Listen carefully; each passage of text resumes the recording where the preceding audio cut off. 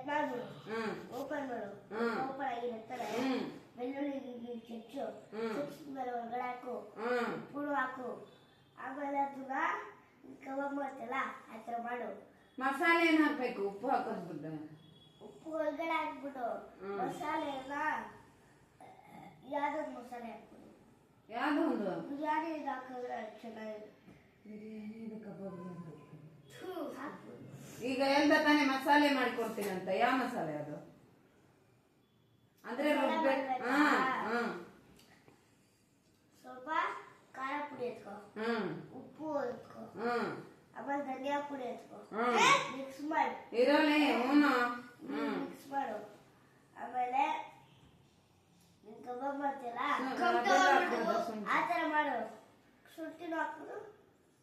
ಶುಂಠಿ ಹಾಕ್ಬಿಟ್ಟು ಒಳಗಡೆ ಆಮೇಲೆ ಆ ಪೌಡರ್ ಇದೆಲ್ಲ ಅದ್ಮೇಲೆ ಅಂಟಿಸ್ಬಿಟ್ಟು ಅದು ಗೊಜ್ಜಾಕ್ಬಿಟ್ಟು ಫಸ್ಟು ಅದಾಕ್ತಿಲ್ಲ ಚಿಕನ್ ಅದಾಕ್ಬಿಟ್ಟು ಅದನ್ನ ಪುಡಿ ಹಾಕಿದ್ವಿ. ಆಮೇಲೆ ಒಳಗಡೆ ಹಾಕಿದ್ದು ಚೆನ್ನಾಗಿರುತ್ತೆ. ಆಮೇಲೆ ಸೂಪರ್. ಸರಿ, ಇವತ್ತು ಹಂಗೆ ಮಾಡೋಣ. ಅದೇ ಬೆಳ್ಳುಳ್ಳಿ ಬೆಳ್ಳುಳ್ಳಿ ಹಾಕಿಲ್ಲ. ಬೆಳ್ಳುಳ್ಳಿ ಕಬಾಬ್ಗೆ